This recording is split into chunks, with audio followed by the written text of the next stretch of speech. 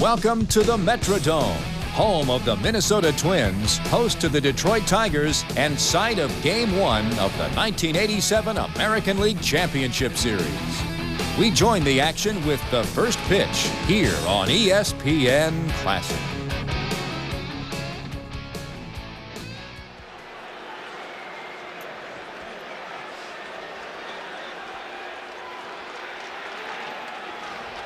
Frank Viola, at age 27, a native of Long Island, set to go to work, pitched at St. John's. In the last 4 seasons, he's won 18, 16, and then this year's 17. That 2.90 ERA, second in the American League, behind Jimmy Key's 2.76 for Toronto. Whitaker to start it. Breaking ball wrapped down to first. Herbeck alone, 1 out.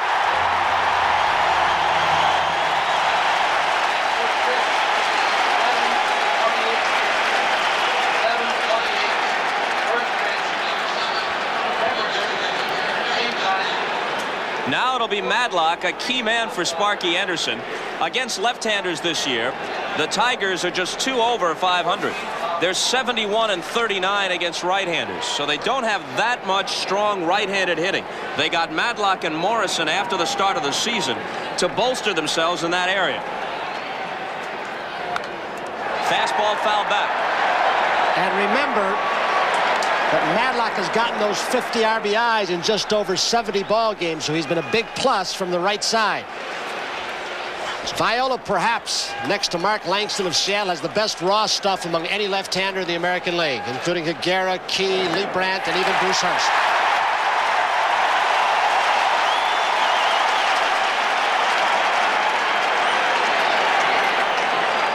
He's ahead of the 4-time batting champion, 0-2. And it dips low. The plate up is Joe Brinkman. Durwood Merrill at first. Drew Coble at second. Al Clark at third. Right field line manned by Jim McKean. Left field line Mike Riley. The 1-2. Inside, 2-2. And you can see how hard Viola is capable of throwing. In the 90s at times, has come up with a great circle change similar to what Doyle Alexander throws, and will use it many times deep in the count, even 3-1 and 3-2. And now it's full. He is throwing hard. And of course, if he's humming like that with the fastball, it'll make the great straight change all the more effective. Has a good curve. Sometimes he has trouble with it getting over the plate. And he can come out throwing as hard as he can now because they've got Reardon at the end, which is a plus for this team. He got him.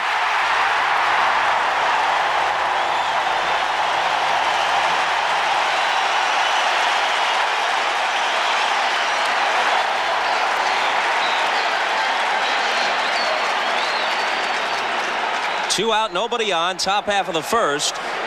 And here's the MVP of the '84 League Championship Series, Kirk Gibson. He had .417 in a 3-game sweep of Kansas City. Then went on to hit .333 against the Padres in the World Series with 2 homers.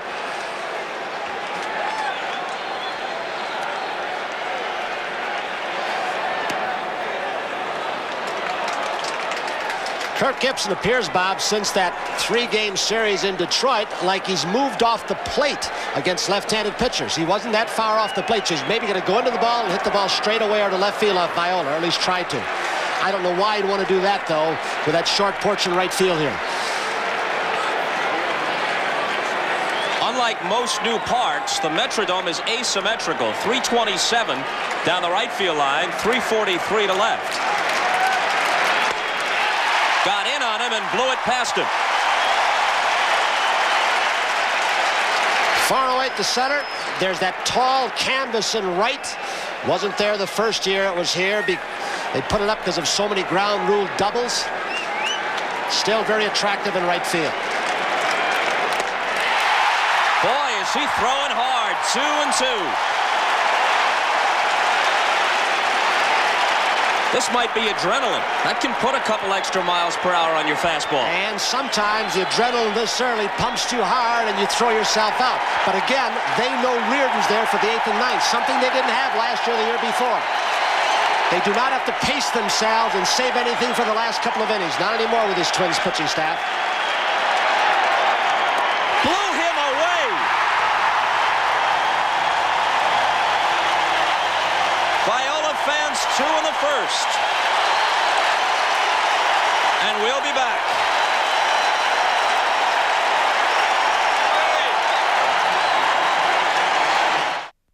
Hey, Barley Deal. Now it's the bottom of the second inning with Detroit and Minnesota still scoreless here on ESPN Classic. See the plexiglass atop the left field fence. When the turf was so springy a few years ago, virtually any fly ball that landed within 20 feet of the fence kangarooed over for a ground rule double. So they put the plexiglass atop it. That's now 13 feet high. But that fence is only 7 feet high, and that allows Kirby Puckett to get back there. And though he's only 5'8", he can dunk a basketball. He's able to leap up over that and pull potential home runs back.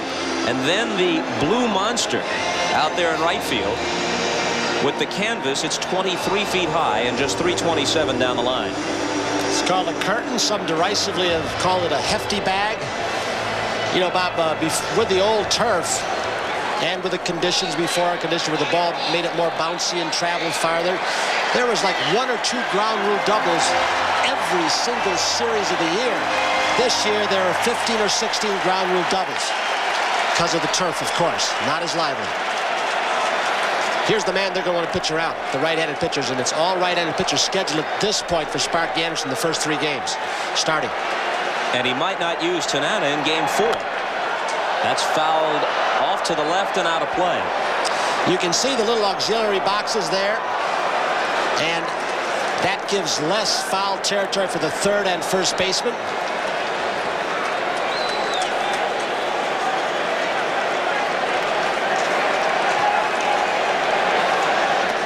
Outside 1-1. If that's an advantage for anybody, probably the Tigers, because Herbeck, the younger man, very agile despite his great size, is terrific at going down the line on foul pops. Evans at 40 wouldn't be as good. Inside 2-1. Alexander, a couple of hard pitches inside trying to straighten Herbeck up in that crouch. Herbeck, the man who used to change his stance every time he had an offer. Now he's in that crouch with the bat on his shoulder, almost like Don Mattingly. Had him fooled on that one, 2-2. What's the old Warren Spahn quote? Hitting is timing. Pitching is upsetting timing.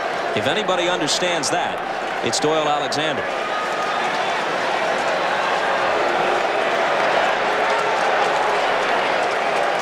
Doyle not sure of the count, I believe, wants to make sure.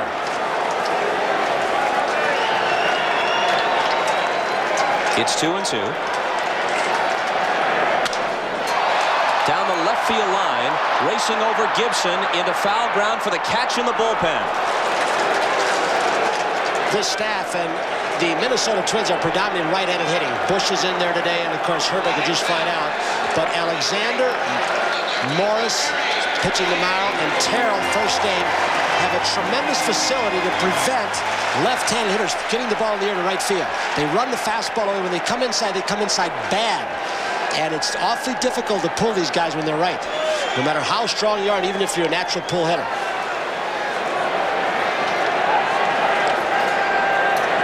Gaetti takes a ball.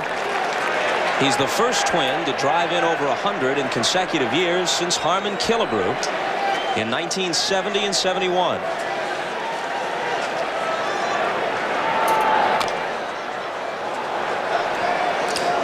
You just saw another example of what Doyle Alexander means when he changes the arm angle. Tom Kelly spent a lot of time playing baseball. His father managed in the semi-pro league here, and that's how he got to know Minnesota people. Youngest manager in the majors, Andy MacPhail, from the long line of MacPhails. A great fan of Kelly's, and boy, he's really made a difference along with Reardon with this club.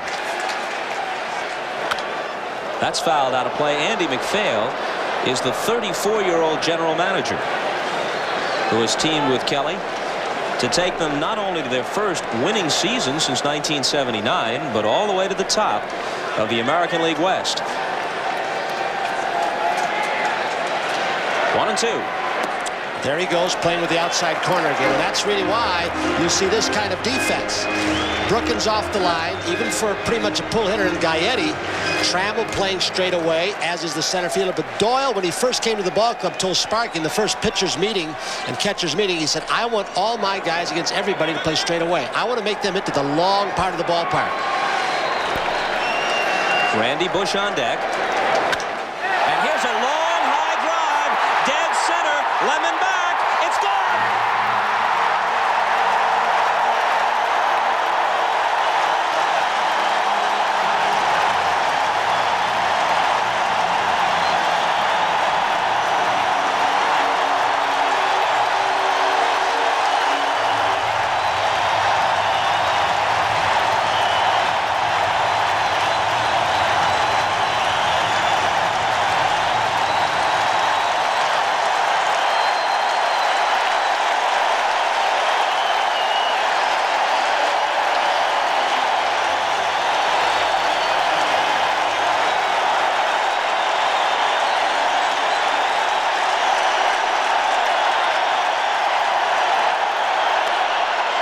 Check swing roller down to Brookins.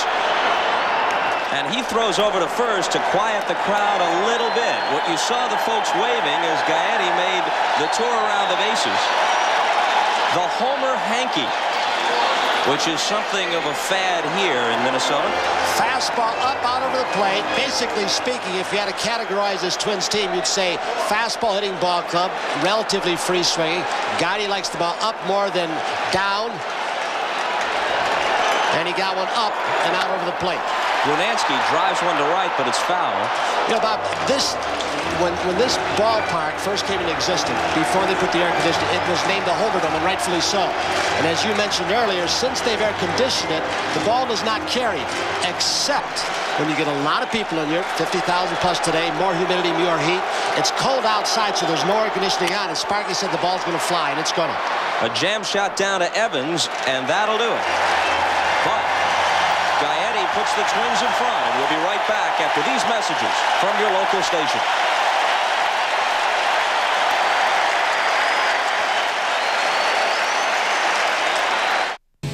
With Minnesota leading Detroit 1-0 in the top of the third inning, the Tigers evened the score when Mike Heath took Frank Viola deep to left center field for a solo home run. So with Minnesota and Detroit now tied at 1, we rejoin the action in the bottom of the fifth inning in Game 1 of the 1987 ALCS, right here on ESPN Classic.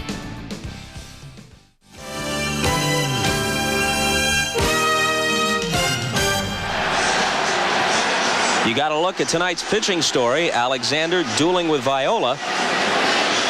And the hitting story thus far, Gaetti and Heath with the solo homers. Two different style of pitchers. Viola pretty much more of a hard throw. Alexander more of a finesser, control, movement on the ball. The G-man, Gary Gaetti. Ralph Houck was talking about him, saying, I don't know how he can drive in 100 runs as he did when most of the bases have been cleared by the hitters hitting in front of him. Puckett and Herbeck. He said, shows you how many important base hits he's got in key situations. It's no day at the beach against Alexander, but you couldn't tell from where Gaetti was perched.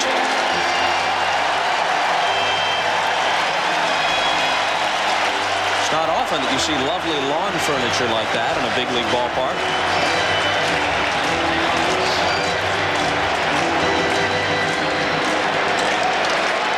Bush and Brunansky will follow Gaetti last half of the fifth.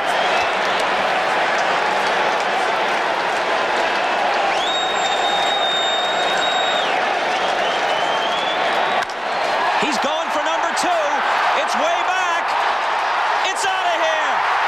First pitch of the inning.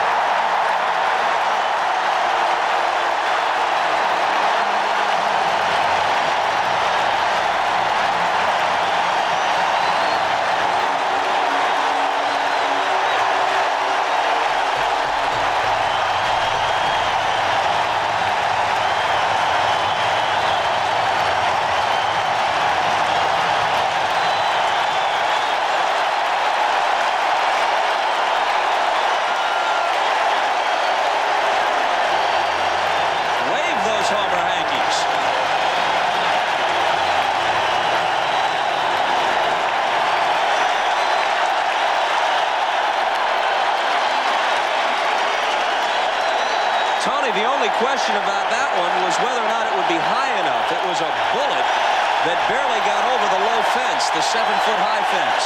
Alexander apparently trying to get the ball down and away, unlike the first home run, but it was an off-speed pitch. He got this one out and up over the plate also. They want Gaetti out, but there in game number 1, really not getting involved in many histrionics. Gaetti doesn't want to come out.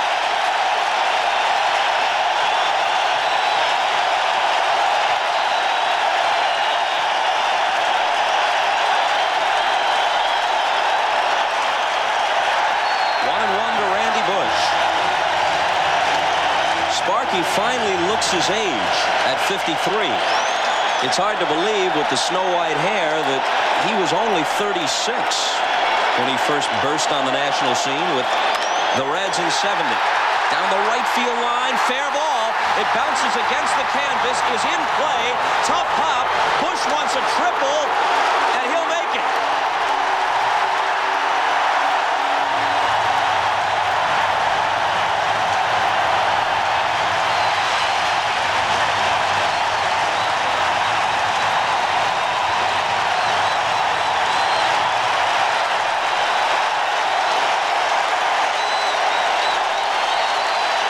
When that ball hits the canvas, look what happens. It doesn't really carry him back to Herndon, and then with some crazy English, it kicks away from him.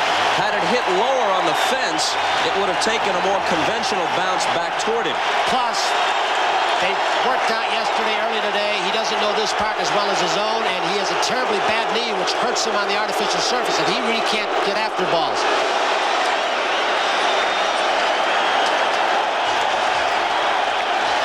Sparky figured there are going to be more runs. He's got the infield back all the way. A bullet hit back to Brookins. He might come home. They're going to concede the run this early. So Sparky figures there's going to be a lot more to come in this ballgame as far as runs. Bush at third, nobody out. If you get down to the 8th and 9th hitters, Lombardozzi and Laudner, situation changes. But this guy's a slugger. The only thing you got to worry about, the way Viola's been pitching, and with the adrenaline, as you said, going, Reardon's there. And with Reardon, the way he's been pitching, you get him in the 8th or 9th, if Viola can't last, it changes. Another extra base hit. In comes Bush. Brunansky has a double.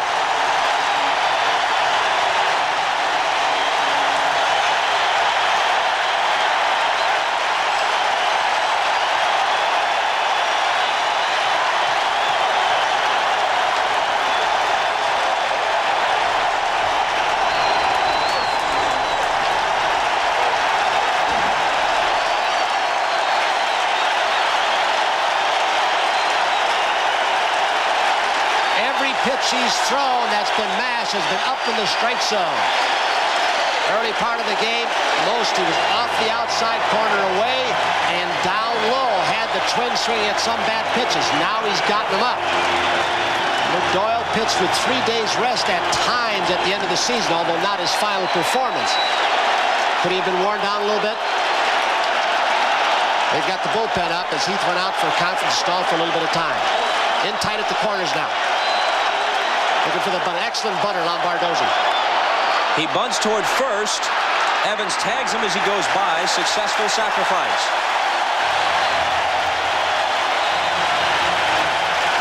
Dan Petrie, who pitched well in long relief after he faltered as a starter coming off the elbow surgery. And a start late in the season. Didn't do well starting. So now there'll be another conference to try and buy some more time for Dan Petrie. Assume infield will come in all the way, or at least halfway on this artificial surface for Ludwig. When you've got a guy like Reardon, it changes the strategy. Tom Kelly about as cool as can be, as you see, but when you got a closer like Reardon's been for this ball club, you've got to change your defense this early in the game.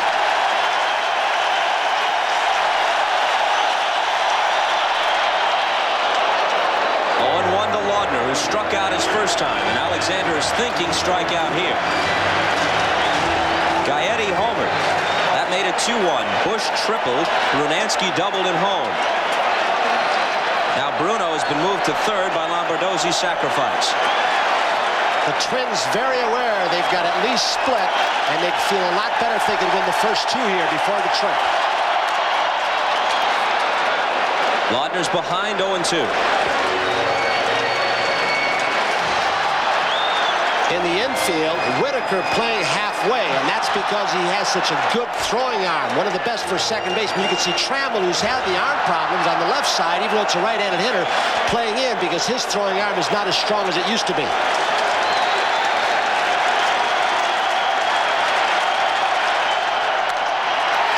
Foul ball.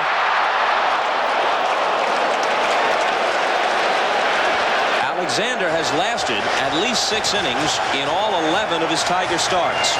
On the ropes here in the 5th.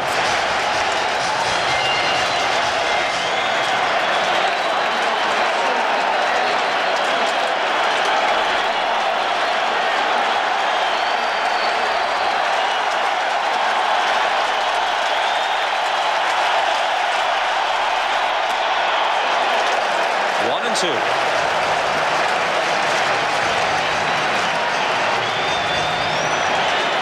Alexander felt that Laudner, hanging over the plate, maybe looking changeup, and then fouling the fastballs off, came inside once.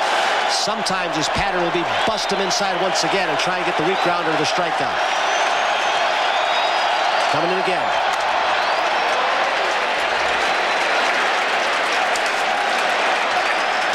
When you see Doyle Alexander sweep down twice, he was either changing the location or adding or subtracting to the count. Don Sutton, of course, will know that system. It was taught for years in the Dodger organization where Doyle Alexander started, as did Sutton.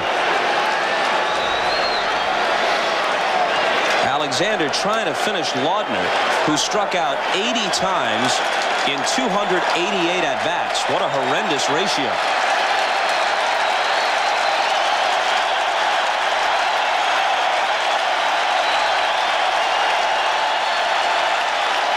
Brunansky at third with 1 out. Struck him out. That's 4 for Alexander. It's one of those situations where you would rather have had at the plate Tom Kelly a finesse hitter, where you might throw the thought of a squeeze play instead of a slugger who strikes out a lot. And that's usually the kind of guy you've got in the 9 spot. A guy who can bunt, keep something going, or get it going for the 1 and 2 hitters with the DH in this league. Gladden swings and misses.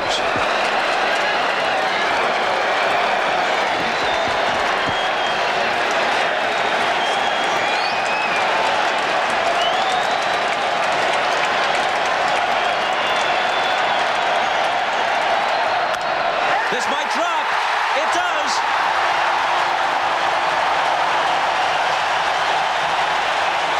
It's 4-1.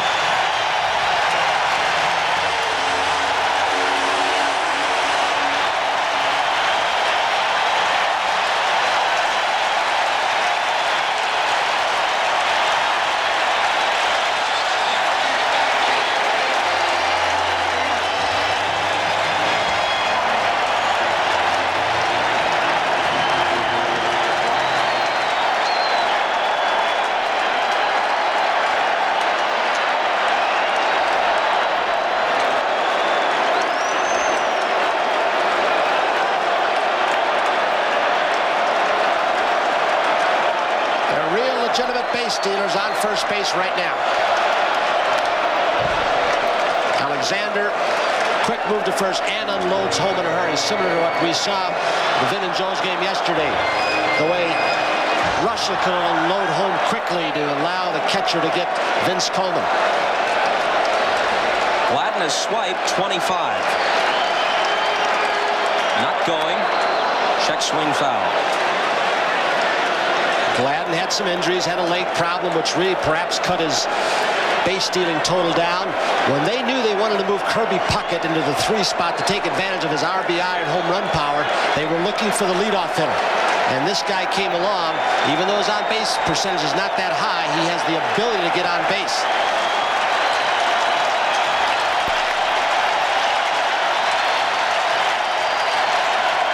Pitch up.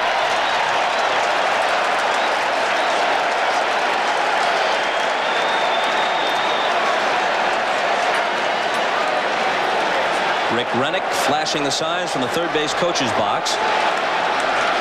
Twiggy, Wayne Terwilliger is the coach at first, veteran baseball man. Diving back is Gladden.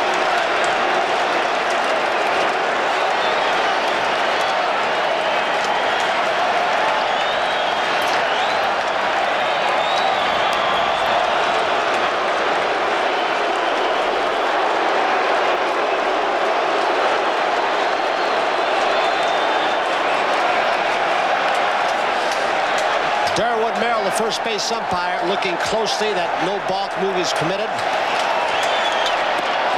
And that finishes Gagne, but the Twins hit for the cycle in the inning. Homer by Gaetti, triple by Bush, double by Brunansky, single by Gladden. 4-1 Minnesota. The first 4 innings, Doyle Alexander got very few pitches up in the strike zone and not where he wanted them. He got a high fastball up to Gaetti in the second and a home run to dead center field. And then leading off the 5th, looked like a sidearm off-speed pitch, and Doyle is checking with his catcher, Mike Heath. Was that one up also? And most of them were in the 5th when the Twins scored 3 runs.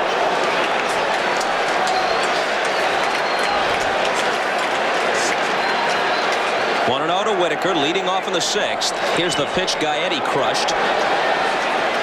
Either little slider or that changeup. A chopper to Herbeck. Easy chance. 1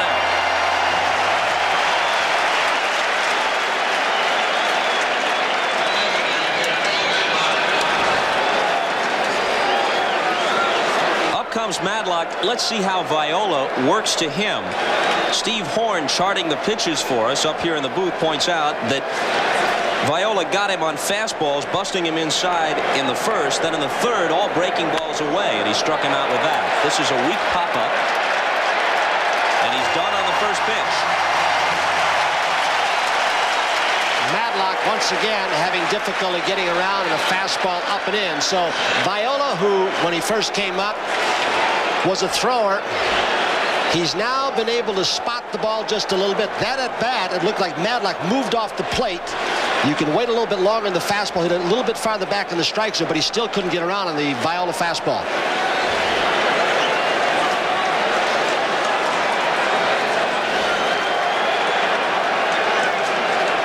It's hard to imagine as you look at Gibson, who's been a very prominent and celebrated player for several years. He's never made the All-Star team, not even as a reserve. Neither has he ever become the superstar people said he would be. He is a very good player, not a great player. But there are times when he can seize a game with his raw physical talent, as he did in the '84 World Series against the Padres. And Sparky's already admitted when Gibson first came up, the worst statement he ever made was saying that Gibson is like Mickey Mantle. Well, he's got power of Mantle, the speed near Mantle's. Didn't throw like Mickey, but he never had done it. Exuberance is one thing, sacrilege is another. Oh. Hold on to your bubblegum card. In your breast pocket. 2-1. And here's a long blast. Brunansky back. He's a spectator. No. It hit the canvas on the backside. Gibson wasn't sure either. He held up until the umpire said, yeah, it did. It's over. What Gibby saw was the ripple in the canvas. He thought it hit the canvas and was in play, but it hit off the facade and hit the canvas on the backside.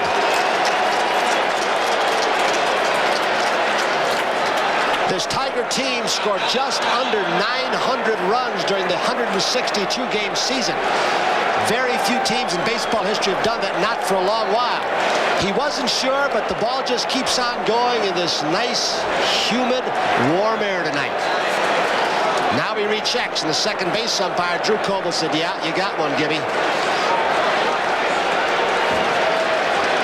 Viola got behind, he sat on the fastball. A strike to Trammell, so 4 homers tonight. Heath and Gibson for the Tigers, 2 of them for Gaetti of the Twins. Well, it is the Homer Dome again tonight. Maybe tomorrow, if it stays cold, no air conditioning, a lot of people. Trammell didn't get all of this one. Gladden in left center. The homer by Gibson cuts into the Tiger deficit as we head for the last of the sixth. It's 4-2. It's the top of the seventh inning with Minnesota leading Detroit 4-2 here on ESPN Classic. You know, Bob, they talk about never having enough left-handed pitchers when you're playing the Eastern Division clubs, whether it's Toronto, the Yankees, or Detroit. Well, Minnesota has just Dan Schatzeder, and he has struggled off and on this year. Some wondered and said, hey, why didn't they have Steve Carlton active? Well, one day, Carlton, lefty, was taken off the roster for paperwork. They activated Don Baylor to get the DH. Don Baylor really hadn't produced that many home runs, none in fact for them. But you wonder if that's going to catch up to them with just Schatzeder. Another guy they could have put on the playoff roster, Mike Smithson, who struggled this year, had to be sent down to the minors for a while, but Smithson has twice been a 15-game winner. There's Baylor, who is the only non-pitcher on the Twins' present roster with any postseason experience. And, of course, he's got plenty of it with the Angels, the Orioles, and last year the Red Sox. Minnesota with 9 pitchers, Sparky Anderson with 10.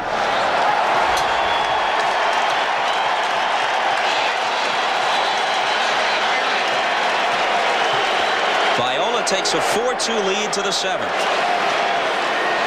Just how important is this outing by Viola to the Twins' chances? Well, you're looking at a guy in Viola who has an ERA more than a run lower than any other Twins pitcher. The Tigers are barely a .500 club against left-handers, and they have a terrific record against righties. Herndon hits one softly into center, and Puckett will not get to this. So it's a leadoff hit for Herndon. Now, tomorrow night, as good as Bert Blyleven is, you've got a guy who's given up 50 and 46 home runs the last 2 years, the highest two-season yield in baseball history. Sparky's team is primarily left-handed in terms of power. Here's Blyleven charting pitches tonight.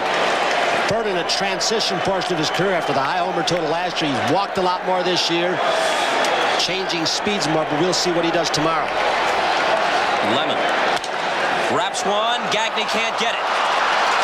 Herndon will stop at second, and the Tigers have something going in the top of the 7th.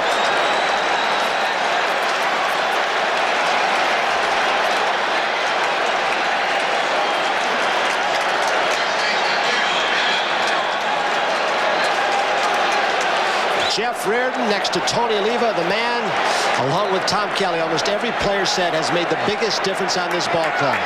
And Tom Kelly has used him so well. He only had 33 or 4 innings at the All-Star break. He said, this is the first time in my career that I've come into September, now October, without a bad elbow. He's throwing the ball very well. There are save totals. And Detroit's collectively.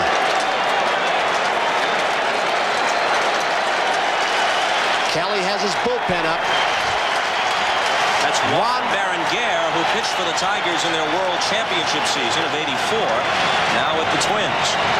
And they have meal money in Minnesota as well, as you see. Evans takes a strike.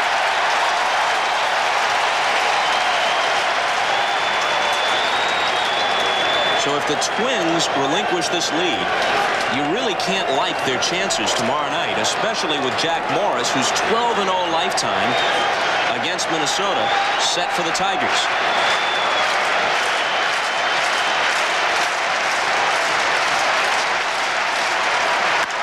Line drive, base hit. Herndon held up, and the bases are loaded on 3 consecutive singles. We talked before about this isn't a collection of great players. There are some great ones on this Detroit team, but collectively and the way they execute, they will make a pitcher throw strikes.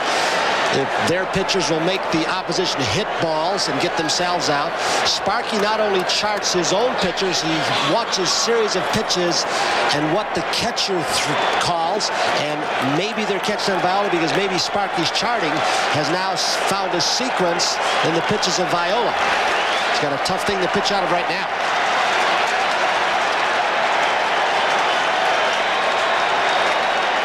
Infield looks for the double play. Brookins 0 for 2.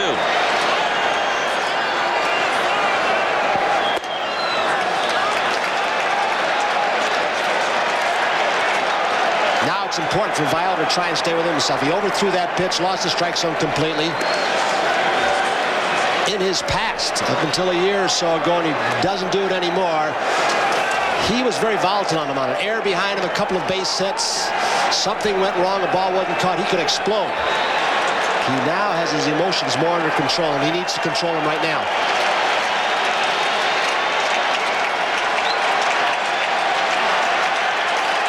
Top half of the seventh. Twins 4, Tigers 2. Bases loaded, nobody out. Heath, who homered earlier, is on deck. Pulled the string.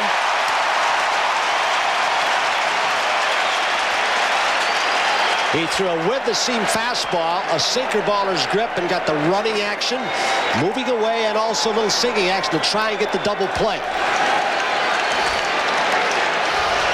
Herndon, Lemon, and Evans lead away. Laudner the sign, Viola the pitch.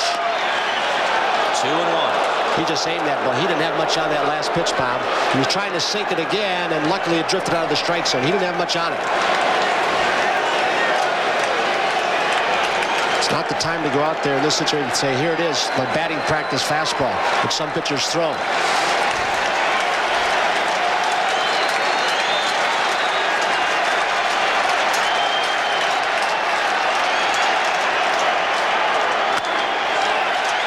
The seats 2-2.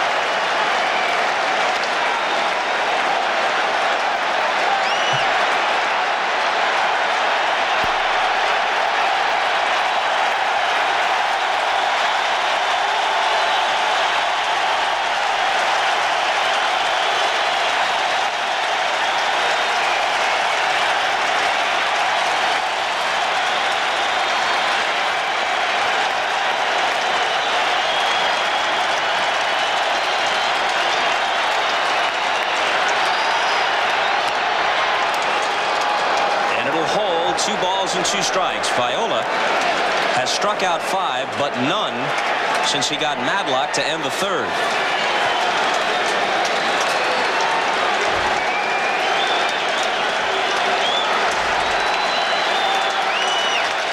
Brookins has one career grand slam, hit it earlier this year against the Twins.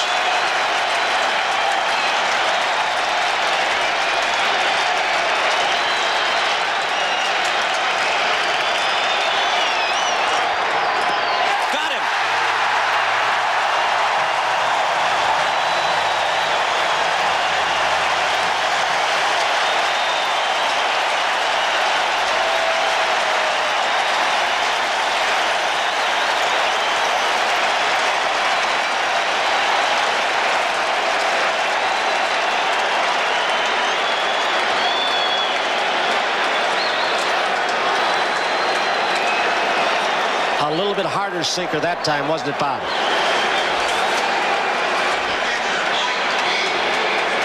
You talked about the composure cited by Kelly and the pitching coach Dick Such.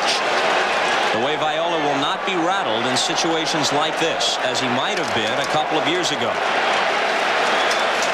Gathering himself now to work to Heath, who's homered and grounded out.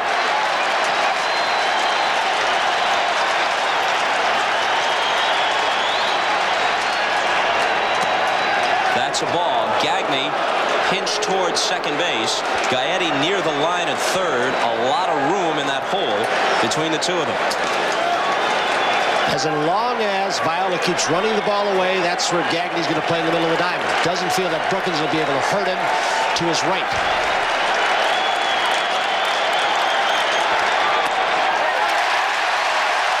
One and one. And he's got a groove on that outside corner now with that sinker.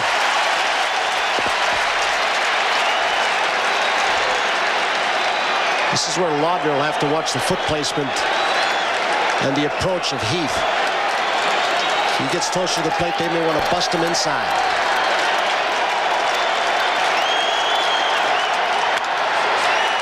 Out of play. A ball and 2 strikes.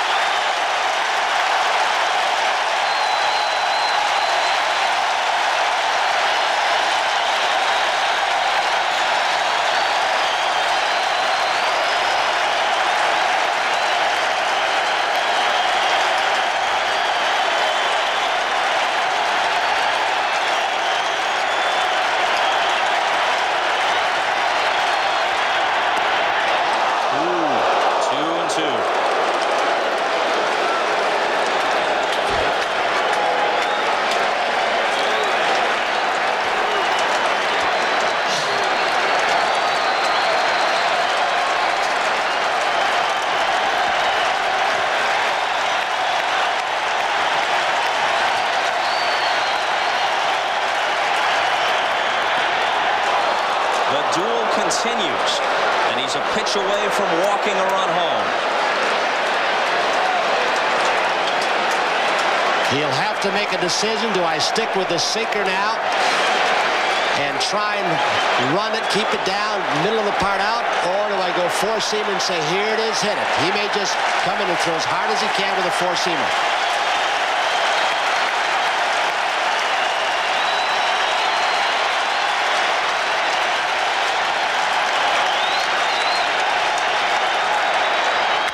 Line drive, base hit that could tie the game. One run home. Puckett with a great arm, and they hold the others. And look at that throw. Alex Kramis knows the arm strength and the accuracy of Puckett, one of the best in this league. He plays deeply, but on this turf, the ball got to him early. He went on a 3-2 pitch, a fastball, four-seamer, had to throw a strike, thought he could pop him up or strike him out. And look at Kirby get a great position throw and a one-hopper to Tim Lawton. The respect that the Greek, Alex Kramis, has for that man's throwing arm. But 4 singles have drawn Sparky's club to within 1, and the bases are loaded with just 1 out. It's brought a trip from Dick Such, who was a pitching coach for the Texas Rangers, with Doug Rader. He's very soft-spoken man who understands people along with the mechanics of pitching. Again, in my mind, and I think in the minds of most other observers, this is the big game for the Twins. No disrespect intended toward Blyleven, who's been one of the game's best pitchers the last decade and a half. But the convergence of factors just doesn't bode well for the Twins tomorrow night. I feel they must get a victory here. Well, the thing about it is Detroit has been weak against left-handers. You're dealing with one of the best left-handers in the league. You beat him, it's got to be a letdown for this Twins team, although they haven't let down all year through all the adversity they've been in. All right, Whitaker. Possible double play. They're coming home, though, and they get the force. And that was the right decision because it was not hit hard enough. It's a left-handed hitter in Whitaker, even though Whitaker does have a bad instep, not running as well as he ordinarily does. Herbeck showed you not only his ability to charge the ball, watch him. He knows he's got to go get the ball, charge it, made his own hop, showed the strength and accuracy of his arm.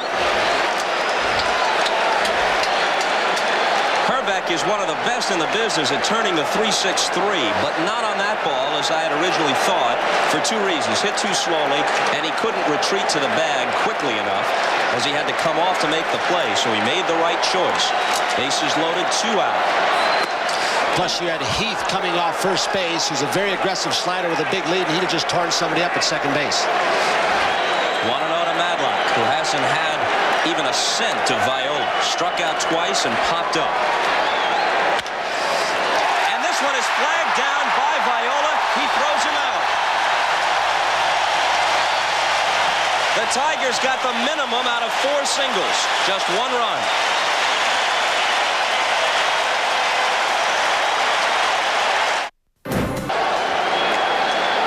One to Gibson, who homered his last time up. It's been a crazy year for the Tigers. Unlike '84, when they got off to that fantastic start and breezed in. Gibson was out trammeled for a while early. They started out 10-19 and then played like crazy the rest of the way. Another good change. 1-2. Since that low point that you mentioned in May when they were 8-9 games under 500, they've played .660 baseball, the best in the majors.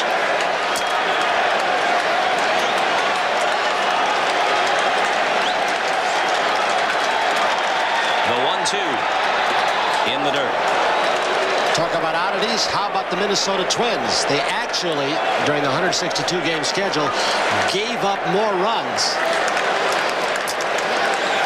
than the opposition, and they're here in the league championship series. They scored less than their pitchers gave up. Full count now.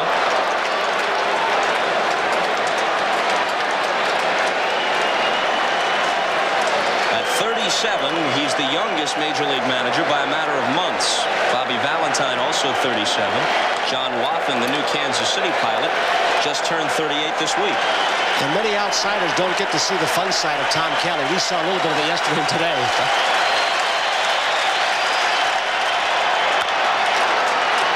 And we'll do it again. Could Tom Kelly and Dick Such, who right when this inning started, had Reardon warming up, could they just be letting Viola get the leadoff hitter Gibson, and then you've got a string of Trammell, Herndon, Lemon, 3 right-handed hitters? Possibility, depending upon how Viola throws to him and how he's feeling if they ask.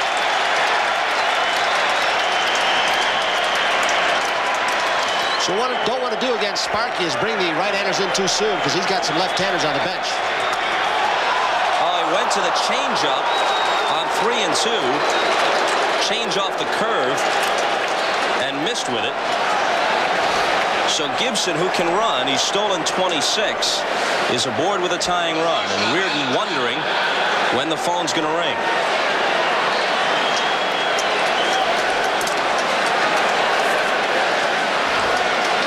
Well, you know Trammell is going to hit. It's a hanging curveball, and not too many years ago with the inflated protectors, that ball's a strike. It's one of those where it's unfair to the pitcher. If a hitter wants to hack at it, he can beat the heck out of the hanger, but if he takes it, it's a ball.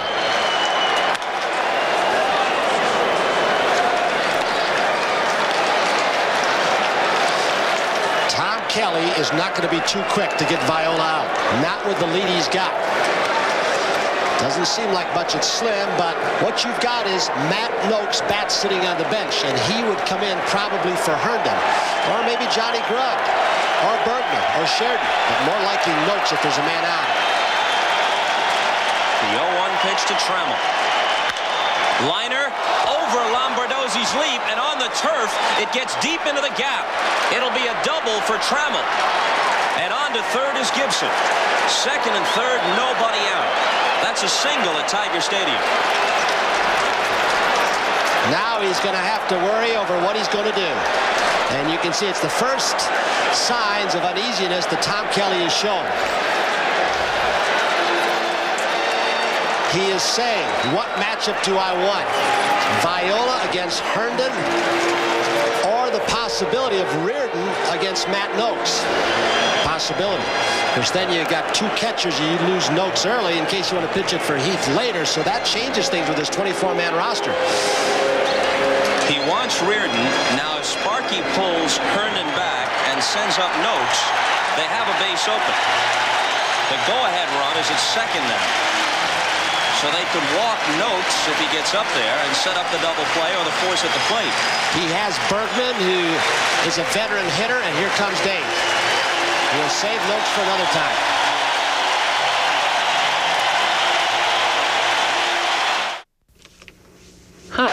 The ERA was inflated early when Reardon struggled in April and May. After the All-Star break, he's been the kind of pitcher they thought they were getting when they swapped Neil Heaton to the Expos for him.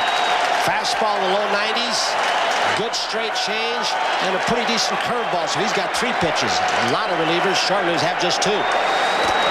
Bergman swings on the first one. Fly ball that'll be deep enough to tie the game, but watch Trammell at second. Puckett charging. Play at third, no. Trammell was able to tag in advance. Herbeck, as he cut it off, had an idea. So now Viola will be denied the win. And if Trammell scores, Viola, despite his heroic effort, could lose. Kirby tried to get a running start to get an angle to get more impetus on his throw home, and he actually waited too long and came on the run and didn't get as much as he usually does on the throw. They do what they have to do, don't they? They're a real group of veterans. Need a sac fly, they usually get it. 2 years ago it wasn't the same after the '84 season. Look at Tim. I don't know if he lost the ball in the thing, and then all of a sudden he rushed up on the ball and made a very, very short throw. If he makes a throw, they might have cut it off and got the runner at third. Infield moves in, and Lemon takes a ball. Twins had a 4-1 lead. Tigers have come back a run at a time. Homer by Gibson in the 6th. 4 singles for a run in the 7th. And 1 more here to even it. Good breaking ball. It is quick, and it just keeps biting. Years passed when the arm got tired. That breaking ball would just sit there and hang for some of those hitters.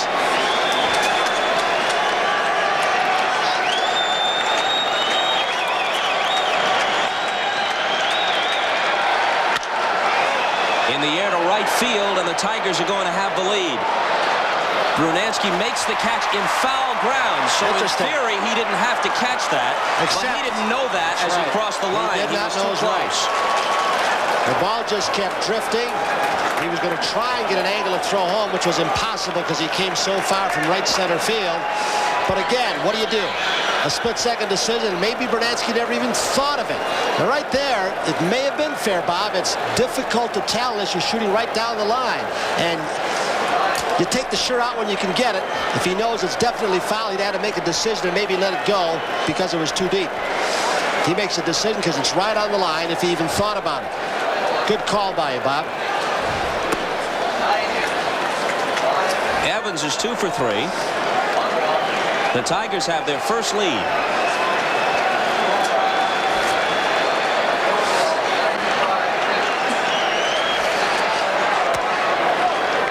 And what you go back to on that is Kirby Puckett, who was so aware in the outfield. When he came home from so deeply, if he had gone to third or hit the cutoff man, perhaps Trammell might not have gotten a third. But those are all the might-haves that are magnified in these kinds of series.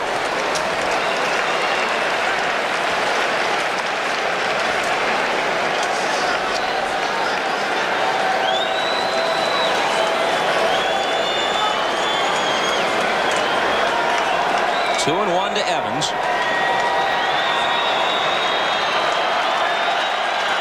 The base is empty now with 2 out.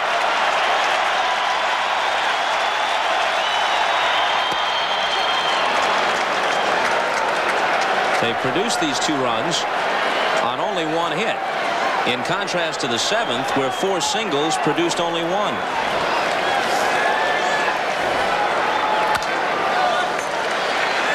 Gibson walked, Trammell doubled into the gap in right center, and all of a sudden Alexander's back in business with a lead, and then sacrifice flies by Bergman and Lemon got the job done. The Sparky vowed late in the season his bullpen struggled. He would stick with his starters until their arms fell off. He did that pretty much in the series in Detroit against Toronto.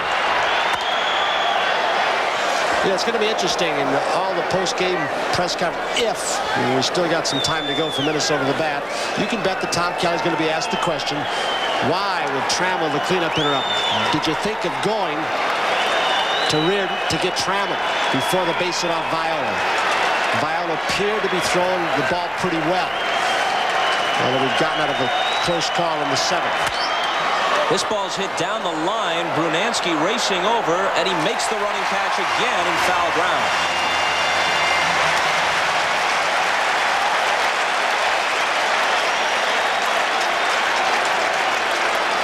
Two more cracks at it for Minnesota. They'll have the top of the order in the last of the 8th.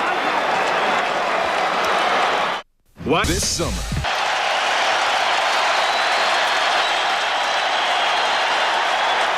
Of course, with Herndon out, you see from this shot, Sheridan, defensive player, out in right field for Sparky Anderson.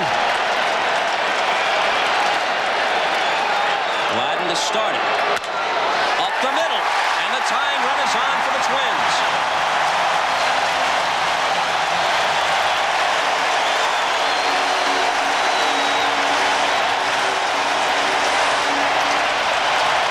Well, the age-old baseball axiom, as Willie Hernandez, the left-hander, Mike Henneman, the right-hander, you play to tie at home and win on the road, but you can do a lot of things with Gagne. Gladden is a base-stealing threat. He might take it, might be a straight steal. You might try and hit run, break up the infield. Brookins looking for a bunt, so there are 3 possibilities. Billy Muffet trying to check to see if they're ready in his pen. Brookins thinks he's bunting, and he's right. Toward first, Evans makes the running catch in foul ground. Perhaps a player that executes in almost all phases as well as anybody on this team, Greg Gagne. And Doyle Alexander got a pitch in on him with a little fastball and forced him to pop it up.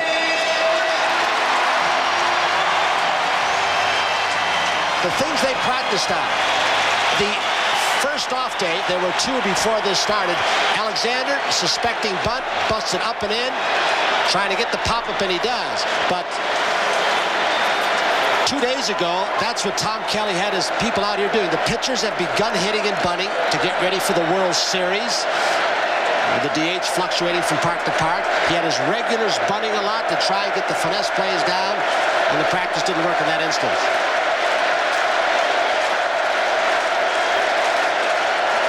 Kirby, they chant. Anderson with Henneman and Hernandez getting ready, but sticking with Alexander for the time being.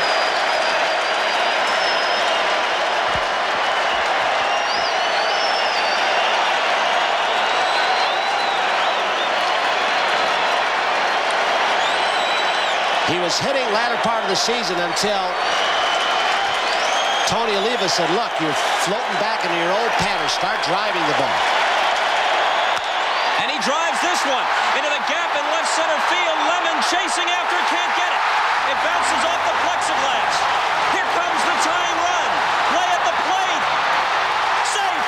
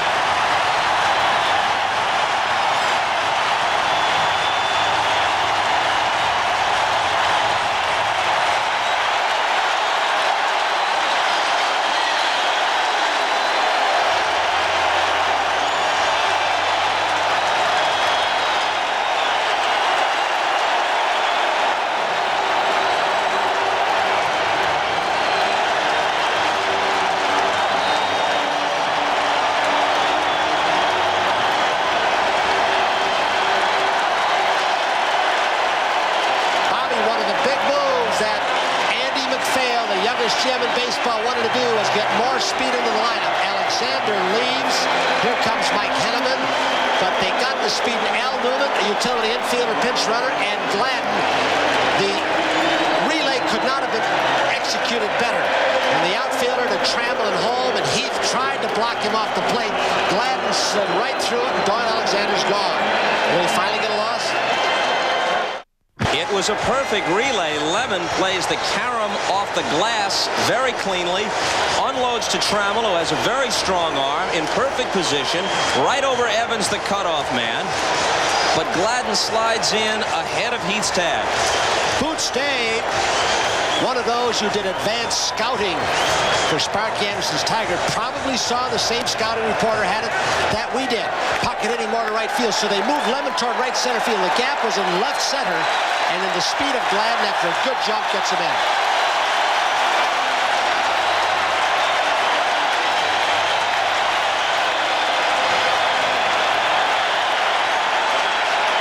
They're going to probably walk Herbeck now. Sparky does that an awful lot, takes the bat on left-hander's hand to get to Gary Gaetti, who had back-to-back home runs. Henneman, a single baller, fork ball and a slider.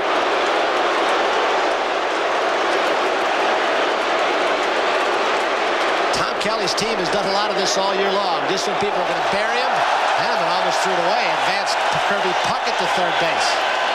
Is that a little rookie jitters right there? He's had an outstanding year.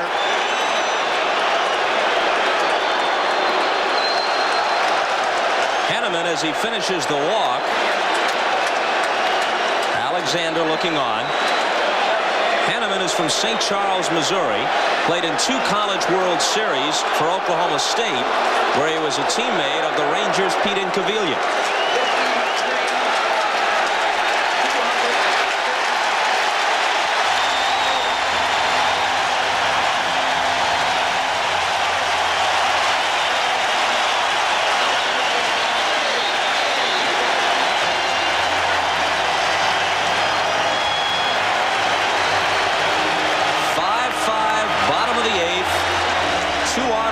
For Gaetti.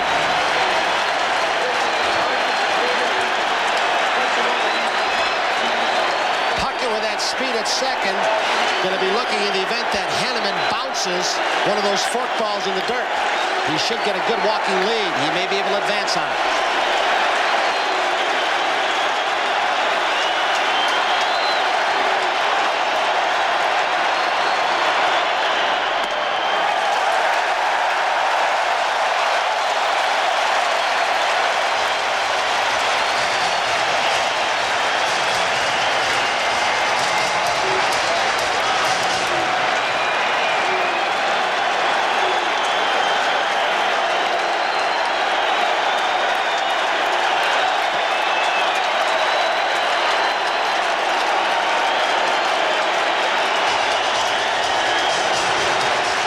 Field arms. Gibson not very strong in left. Lemon good in center. Sheridan pretty good in right.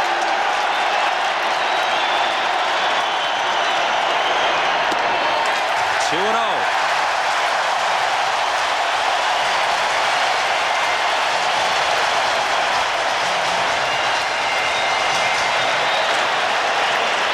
Here comes Sparky. He's got his bullpen going again. He's going to have a little talk with the rookie who contributed so much out of the pen. Willie Hernandez and Eric King. King been with that great arm and somewhat of a disappointment. He's been the swing man, started early, was going to be the closer, middle relief. Henneman, the kind of pitcher, and I think the numbers showed his performance against the Twins, should be very tough on this right-handed hitting lineup. If he keeps the ball down, which he usually does well, with the slider and forkball, can be tough. Another of the many differences between this club and Sparky's '84 World Champions. In this situation a few years ago, it's Hernandez right to the finish. And with the great screwball then, as effective against right-handed hitters as left.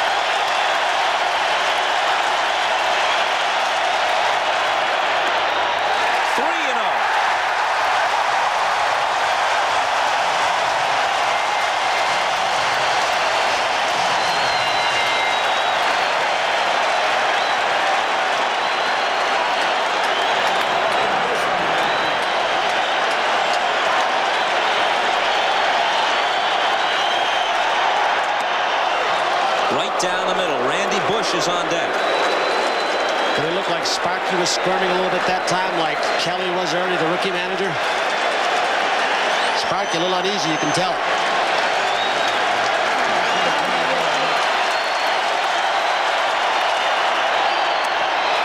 He walked him. They're loaded with one out.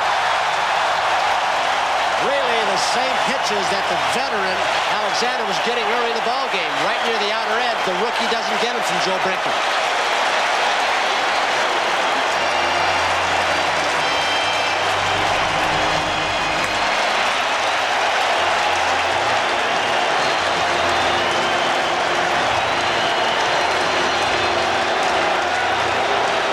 Willie Hernandez, there were thoughts that he might not be able to pitch in this league championship series.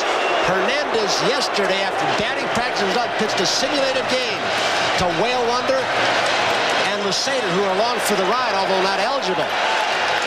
He's gone.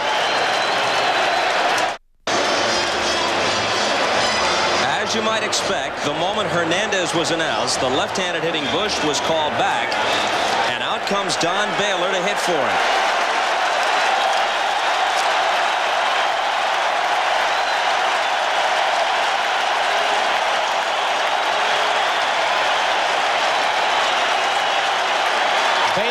Struggle in their Twins uniform in 20 ball games, no home runs, just 6 RBIs. Always the possibility he'll tuck that left shoulder into the strike zone and get hit. Ball one high.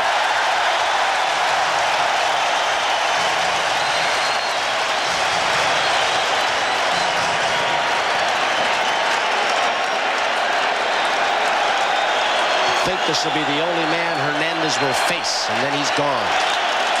Ronansky is on deck. It nearly hit it. He's been hit 28 times this year to easily lead the majors. And he's got 255 career bruises to take baseball's all-time masochism award. 2-0 pitch.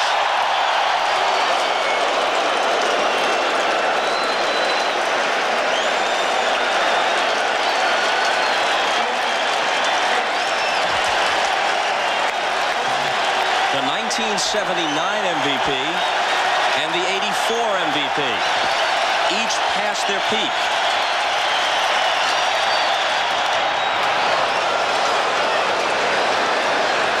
Who's got a little more left in this situation? Bases loaded, 1 out.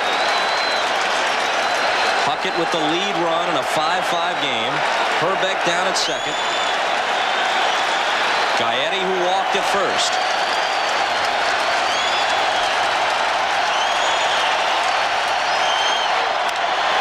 That's a hit. 1 run is home. They'll stop Herbeck at third.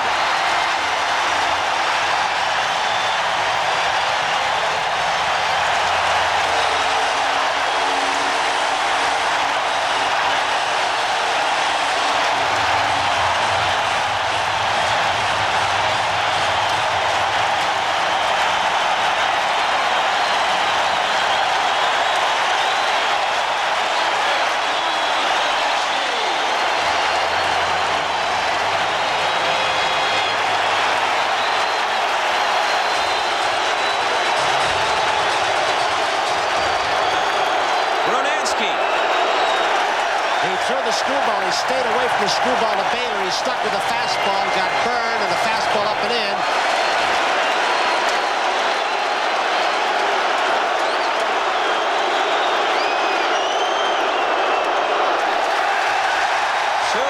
Boy, what a game to open this series, and what an atmosphere in Minneapolis. I thought sure Hernandez would be gone after the base hit and the right-hander would be out. But they've gotten to the part of the Tigers that has been so vulnerable, the bullpen.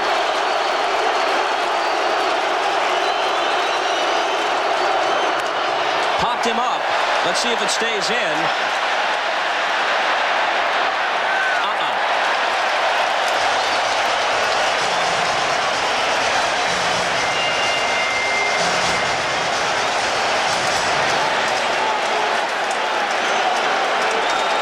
No matter what, Tom Kelly now has the game set up the way he wants it. On lead with Reardon, his closer, coming out for the ninth.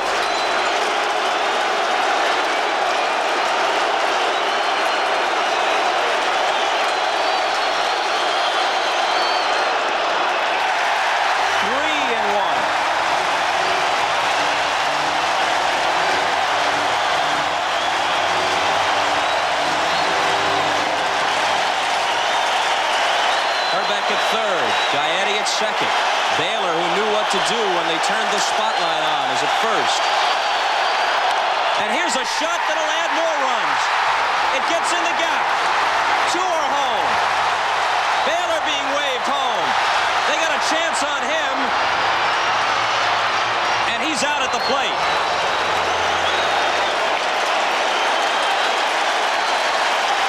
On a 2-run double by Brunansky, that makes it 8-5.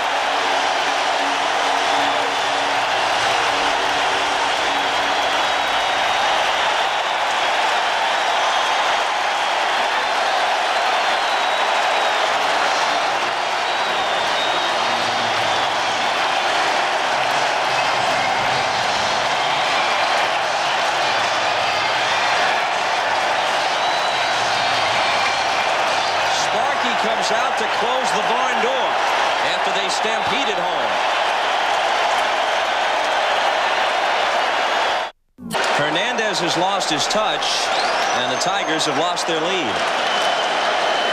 And at least temporarily, the monkey off Tom Kelly's back, who might have had a pitching change question. Sparky will be asked after the press conference, why did you leave Hernandez in when you had Eric King in to pitch to Tom Brunansky, who may have broken it open? We'll find out.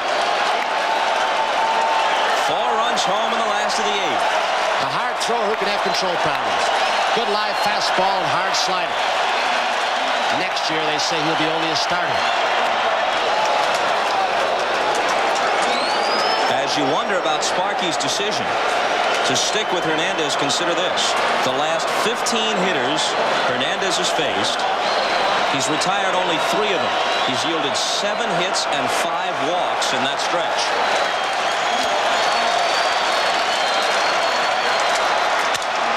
Here's a little broken bat bloop. Whitaker retreats and makes the catch.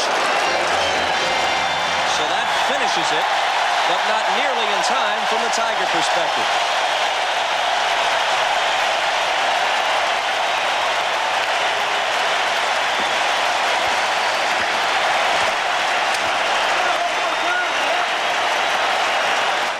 He is up around 90 miles an hour. If you're using the fastball like they've got in St. Louis, it might register 3 to 5 miles an hour faster.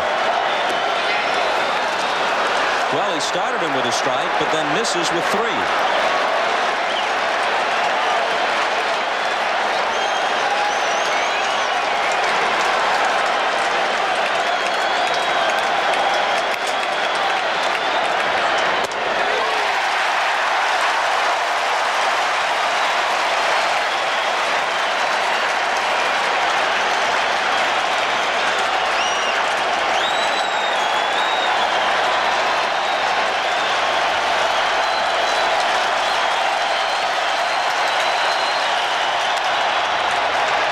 Looks like that one will be out of play, and it is.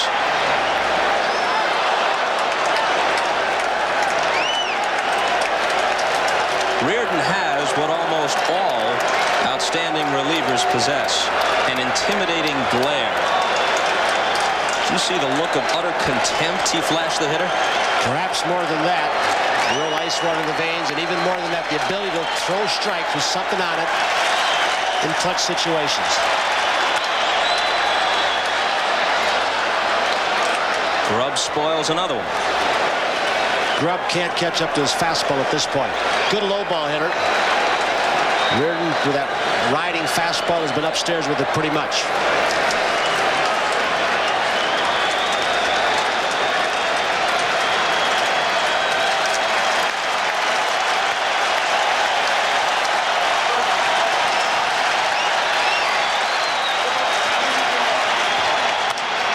That looks like a hit. Brunansky won't get to it.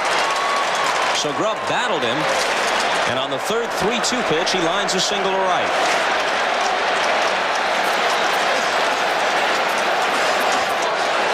So Sparky putting in Matt Noakes into the game now off a sensational rookie year.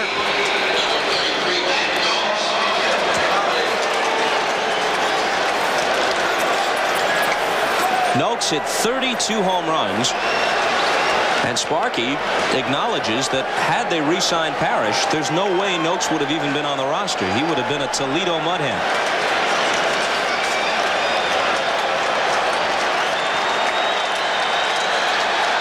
Herbeck's going to cut the gap down. No sense holding a slower runner down up in age. Not with this score.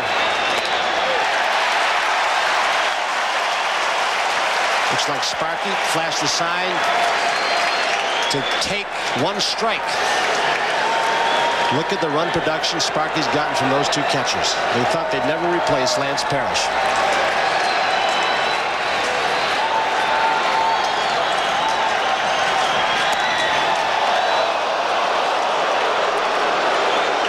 A ball and a strike with Whitaker on deck. If Noakes can reach, Lou becomes the tying run, and he has some power, 16 homers.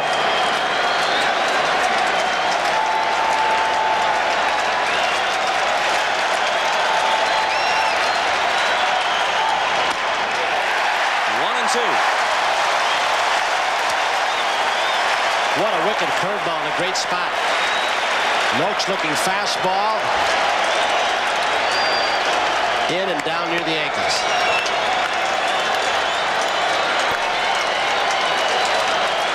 They said this series lacked marquee, especially from the Twins side. This has been an exhilarating opener.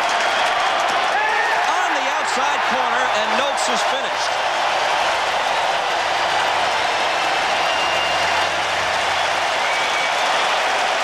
Could he have made 2 2 more perfect breaking ball pitches. One down and in. That Noakes question off Joe Brinkman. Then he backdoored him, started outside, and he threw it right where Laudner wanted it. And Joe Brinkman expands the strike zone just a little bit and punches Matt Noakes out. Whitaker. Madlock next, and if they can prolong it beyond him, Sparky would love to see Gibson get another swing.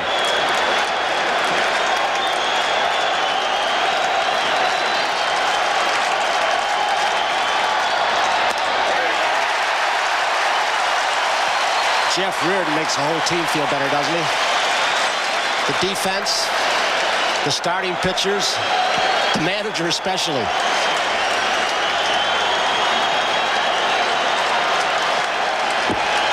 They were swept in the first 2 American League playoffs by Earl Weaver's mighty Orioles, 69 and 70.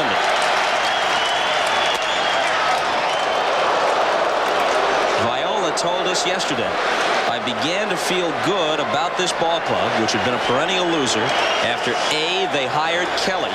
He was the player's choice. Others had been mentioned, Fry, Altobelli, and then when they got Reardon.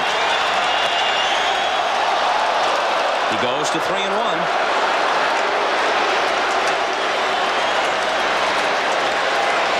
Not only did that tell Viola and the other starters that they didn't have to pace themselves anymore, that Reardon was there to pick them up, but it told them, oh, Whitaker thought he had the walk, and now the count is full, and Brinkman's strike zone is expanding by the moment. The acquisition of Reardon told the Twins that the organization was serious about trying to win.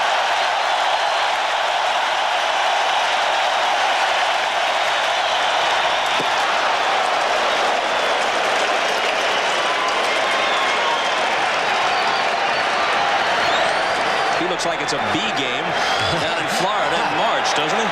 Well, Andy MacPhail wanted him, and then Ralph Howe came in and convinced Mr. Pohlad, the new owner, bought the club from Cal Griffith to hire Tom Kelly from within the organization.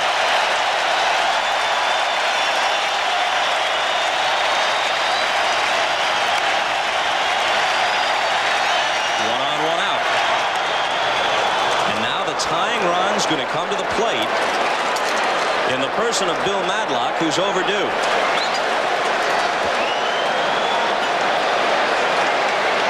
He had a woeful night against Viola. Struck out twice, popped out, and hit a comebacker with the bases loaded to end the 7th.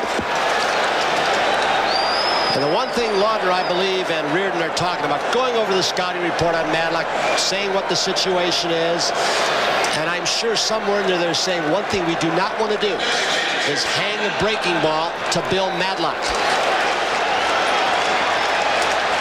Make him hit your good fastball. If you're going to show him a curveball, make sure it's down or out of the strike zone. They've been jamming him.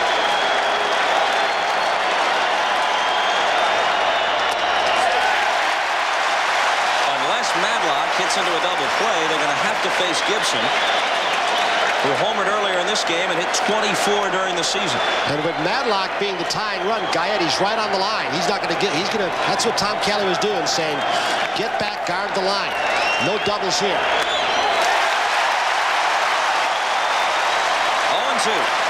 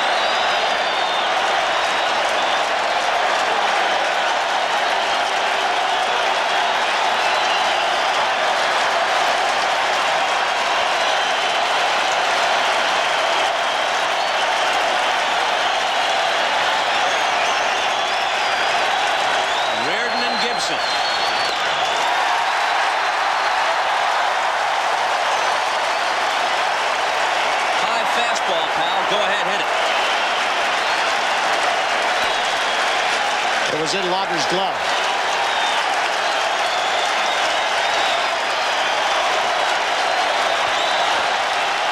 Herbeck right on the line now. Again, just like Gaetti before, Tom Kelly's moved him right on the line. That's a tying-running Gibson at the plate. And the outfielder's only about a stride from the warning track. Nothing over their heads or through the gaps. 0-2. Gibson way over anxious. Reardon saying, you want to swing it, I'll go up the ladder on you even higher.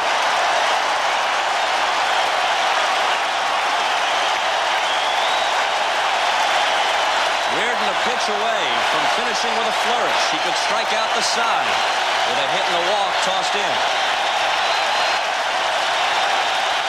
8-5 Twins, top of the ninth.